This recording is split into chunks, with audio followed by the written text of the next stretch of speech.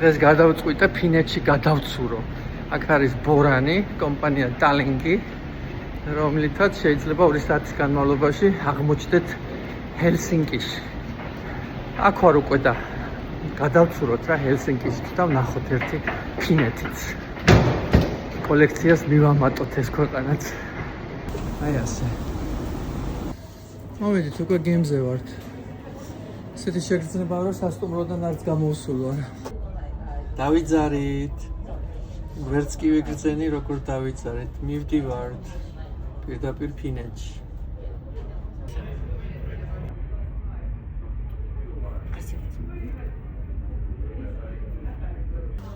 ძალიან კეთილმოწყობილი ბორანია მართალი მინდა გითხრათ.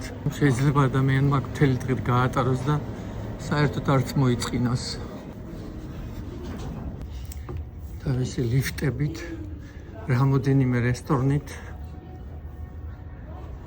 როგორც თვითმფრინავში ისე გრძნობთ თავს. ბილეთთან ერთად შეგიძლიათ შეიძინოთ ბრანჩი, სადილი და როდესაც მოგზაურობთ, უბრალოდ ძალიან ლამაზად დიდ სიამოვნებას იღებთ, არა უბრალოდ ზიხართ სადმე, არამედ ჭამთ, ზღვას უყურებთ. ეს გემის გეგმა, ნუ ყველაფერია, ბურგერ კინგი, რესტორნები, კაფეები, რაც გინდათ აერჩიეთ. მანქანებითაც შეიძლება გადაადგილება და ძაღლების გასასეირნებელი ადგილიც კი. ტერასაც კი არის აქ ასეთი. უბრალოდ ცივა, მაგრამ გამათბობლებიც არის. Finlandia Botanical. Wow. Tropical Garden Finlandia. It doesn't fit together. ცოტა გვაქანავებს ესე. მაგრამ ამაშიც არის რაღაც ხიბლი. ფინეთის სასაზღვრო დაცვის კუნძული. ანტენები, პატარა შენობები და იქით დავინახეთ კატარღა სასაზღვრო. შემოვდივართ ფინეთში, ჰელსინკიში.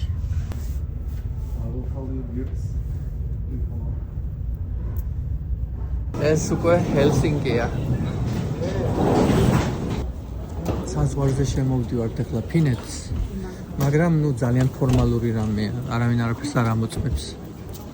რამე თუ ერთი და იგივე სივრცეში ვართ. გავდივართ მწვანე გასასვლელი. ჩვენ ვართ აქ. საზღვაო ვокзალი. ეხლა გავალთ აი იქ. ეს არის ცენტრი. შევეკითხე ფინელებს, გააქვთ მეთქი ძველი ქალაქი და არა ძველი ქალაქი არა გვაქვს. აბა რა გაქვთ მეთქი და ქალაქის ცენტრია. ჰელსინკის ცოტა არ იყოს უკაცრიელი ქუჩები, მაგრამ ძალიან ცივა აქ. ნუ დანარჩენი ახლა კლასიკაა. მაღაზიები იგივეა რაც ნებისმიერ სხვა ქალაქში. ჩვეულებრივი ბრენდების თავმოყრა. რკინიგზის სადგური. რუხი გერმანული კლასიკა რომ იტყვიან. არ ვიცი გერმანელებმა ააშენეს თუ ფინელებმა, მაგრამ ფაქტია რომ ძალიან მაგონებს დუსელდორფის ვокзალი. ძალიან საინტერესოა. საერთოდ ფინელებმა თავიანთი დამოუკიდებლობა რუსეთისგან მოიპოვეს და მაშინ ვლადიმერ ილიჩ ლენინმა მისცა ამ დამოუკიდებლობა. ისე ბედი არ გინდა რომ საქართველოსთვის მოეცადეს დამოუკიდებლობა და არ წაერთმიათ ამ რუსებს. არ ჯობდა შუა ზამთარში ასე ლამაზად გაფორმებული აივნები. საქართველოს საელჩო ისე როგორია რა, თითქოს ქართული ადგილები პოულობენ მე თავისით.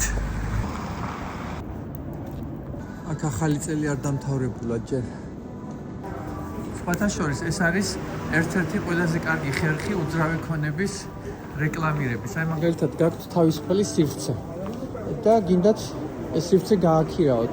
დებთ ესეთ ექსპონატს, ხელოვნების ექსპონატს და მიიქცევს ყურადღებას და ამასობაში წაიკითხავთ იმის შესახებ, რომ ეს უძრავი ქონება ქირავდება. წმინდა სტეფანეს ტაძარი. ეს არის მთავარი მოედანი.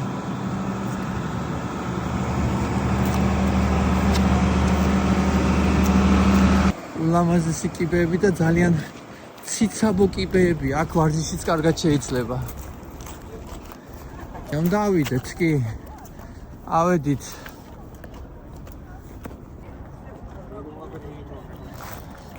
საკმაოდ უბრალოა აქაურობა. თუ თუმცა გარედან საკმაოდ გრანდიოზული გეჩვენება ყველაფერი, მაგრამ თეთრი კედლები ძალიან ცოტა. ქანდაკებების და სულ რაღაც ერთი სურათი. პროტესტანტური ეკლესიის ხიბლი. უბრალოება.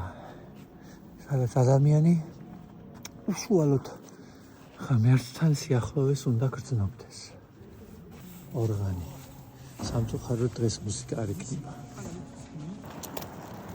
ანუ მუზეუმს ვეძებ ახლა, მაგრამ ისეთი მშვენიერი შენობებია, რომ ნებისმიერი შეიძლება იყოს მუზეუმი. ისეთ ცივა გამეყინა ხელები, ისეთ ცივა რა ჯიბებში რომ გიდევთ ხელები, მაინც გეყინებათ და სახეზე აღარ ვსაუბრობ არაფერს.